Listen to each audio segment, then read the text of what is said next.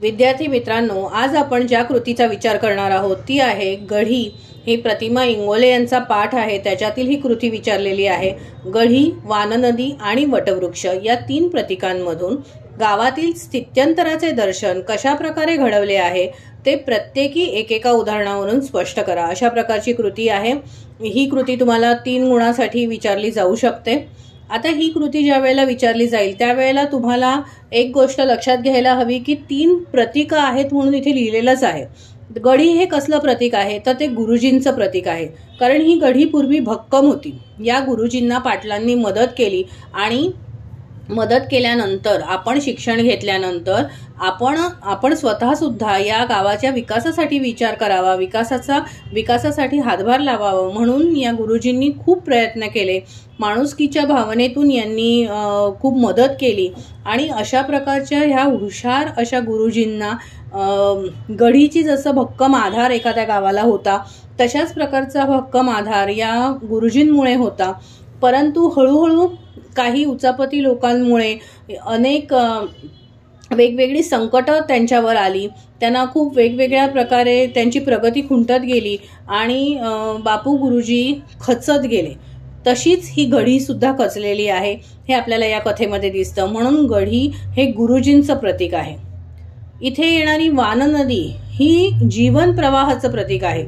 वाननदी कशी होती तर तिला भरपूर मुबलक असं पाणी होतं, ती भरपूर वाहायची आणि वाहताना जवळपास ती आपल्या गावाची महती जी आहे ती लोकांपर्यंत पोहोचवायची। वाननदीला भरपूर पाणी असल्यामुळे खूप चांगली शेती होती, त्यामुळे गावकरी सुद्धा खूप आनंदी होते। ते तिच्याबद्दल त्यांना ऋण वाटत होतं आणि ते व्यक्त करायचे।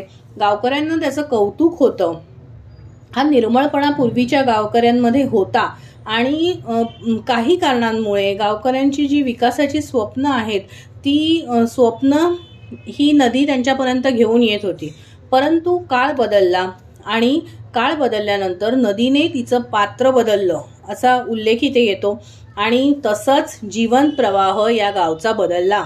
हा जीवन प्रवाह बदलल्यानंतर नदीचं पाणी कमी झालं आणि मग या गावाला अवकळा लागली। हे दुसरं वाननदीचं उदाहरण आहे। तिसरं जे प्रतीक आहे ते आहे वटवृक्षाचं प्रतीक।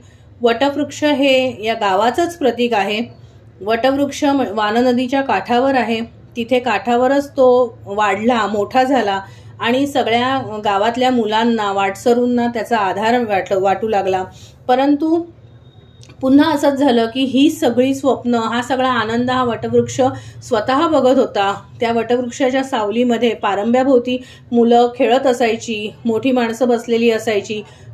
परंतु काही कारणांमुळे असं झालं की जसे ते उचापती लोक आले आणि गावामध्ये, प्रत्येक गावामध्ये उचापती लोक असतातच, प्रत्येक ठिकाणी उचापती लोक असतात, परंतु त्या लोकांचं जेव्हा प्राबल्य वाढतं, प्राबल्य वाढल्यामुळे जो विकास होणं निर्मळपणे, सच्चेपणाने जो कोणी विकास करायला जात असतो त्याला सुद्धा तो विकास करता येत नाही, तर त्याची सुद्धा अडवणूक केली जाते आणि मग हळूहळू निराशा येते, पडझड सुरू होते। तशीच पडझड या गावाची सुद्धा झालेली आहे आणि हे सगळं या 3 प्रतीकांमधून आपल्या लक्षात येत आहे। तर हे सगळं तुम्ही या उत्तरामध्ये मांडा।